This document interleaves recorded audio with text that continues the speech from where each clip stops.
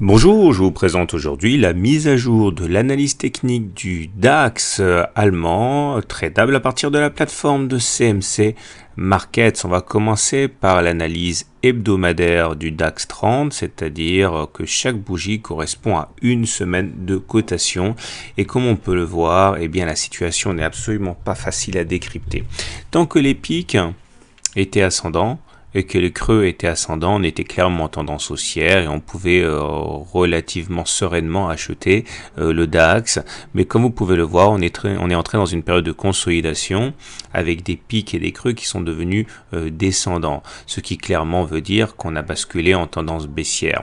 Il faut donc pour l'instant surveiller ces deux niveaux horizontaux, là vers les 11 800 et ceci vers les 10 700 à peu près.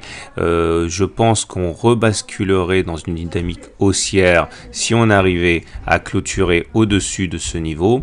Inversement, une accélération baissière serait attendue si on devait casser ce support-là. En attendant, dans cette zone-là, je pense qu'on est dans un trading range sans que l'on puisse véritablement conclure à une tendance haussière ou baissière. Donc il vaut mieux adopter une position assez attentiste. On avait un canal baissier ici. La cassure il y a 3 semaines était très encourageante. On aurait pu éventuellement s'attendre à une accélération haussière. Mais entre-temps, on a pris effectivement la mauvaise nouvelle sur le marché chinois et du coup on a été repris par la pesanteur. Donc cette cassure ici n'est pas aussi porteuse que ce à quoi on aurait pu s'attendre. Quand on regarde le système Ichimoku, on a globalement cette impression également, puisque regardez, on est toujours au-dessus du nuage, donc à ce niveau, tant qu'on ne passe pas en dessous du nuage, on n'est pas en tendance baissière, mais on peut constater une certaine mollesse. On était au-dessus pendant très longtemps de la Tenkan, au-dessus de la Kijun, et on voit que la Tenkan a fini par lâcher. Et c'est maintenant, cette semaine, le tour de la Kijun de lâcher. Regardez comme la Kijun a joué son rôle de support à chaque fois qu'elle a été attaquée. Cela depuis novembre 2014. Or là, cette semaine, pour la première fois, cette Kijun vient de lâcher. Donc sans que l'on puisse nécessairement conclure à une tendance baissière, puisqu'on est toujours au-dessus du nuage, il y a véritablement une mollesse, un coup de mou dans la tendance haussière. D'ailleurs, quand on regarde les indicateurs techniques, c'est le même sentiment qui prédomine, avec un MACD qui est en dessous de son signal. Nous avons également le momentum ici qui est en dessous de la ligne de 0. Donc c'est une situation où on a une grande vulnérabilité par rapport aux attaques baissières et le stochastique lui renvoie un signal assez neutre. Maintenant, si on descend d'une unité et qu'on bascule en unité jour, on retrouve cette grande fébrilité.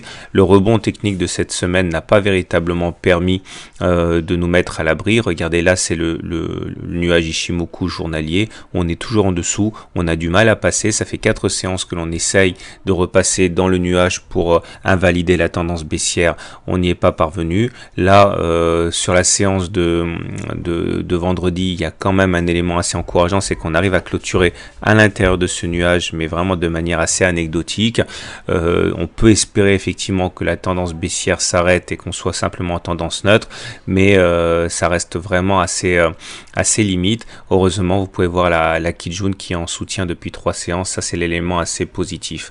Maintenant, si on détourne les yeux de l'Ichimoku et qu'on regarde les analyses traditionnelles d'indicateurs, on voit que là aussi, il y a une grande faiblesse avec le MACD qui est en dessous de son signal, le momentum qui est négatif, etc.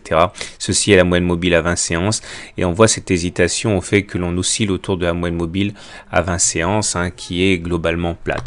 Alors ce qui est intéressant, c'est de là aussi comparer les pics et les creux. On voit que les pics étaient descendants pendant un moment, donc la tendance était baissière.